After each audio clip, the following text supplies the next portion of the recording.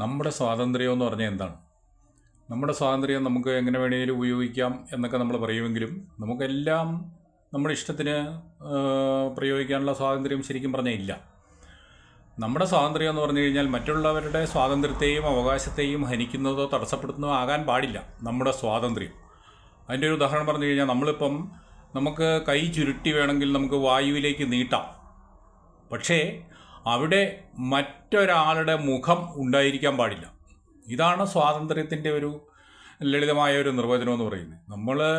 നമുക്ക് വാഹനം പാർക്ക് ചെയ്യാനോ അല്ലെങ്കിൽ വാഹനം ഓടിക്കാനുള്ള സ്വാതന്ത്ര്യമുണ്ട്. പക്ഷേ മറ്റുള്ളവർ ഓടിക്കുന്ന വാഹനത്തിന് തടസ്സമുണ്ടാക്കാനോ പാർക്ക് ചെയ്ത് നിർത്തിയെടുത്തുകൊണ്ട് പോകാനുള്ള സ്വാതന്ത്ര്യത്തെ നിഷേധിക്കുന്നതാകരുത് നമ്മുടെ പ്രവൃത്തി. അതാണ് സ്വാതന്ത്ര്യം എന്ന് പറയുന്നത്. അല്ലാതെ എല്ലാം നമുക്കിഷ്ടം പോലെ നമ്മൾ ചെയ്യും, നമ്മൾ കാശ് കൊടുത്ത് മേടിച്ച വാഹനമാണ് അല്ലെങ്കിൽ അങ്ങനെയാണ് ഇങ്ങനെയാണെന്നൊക്കെ പറഞ്ഞ് അങ്ങനെ ചെയ്യാനുള്ള സ്വാതന്ത്ര്യം ശരിക്കും പറഞ്ഞാൽ നമുക്കില്ല.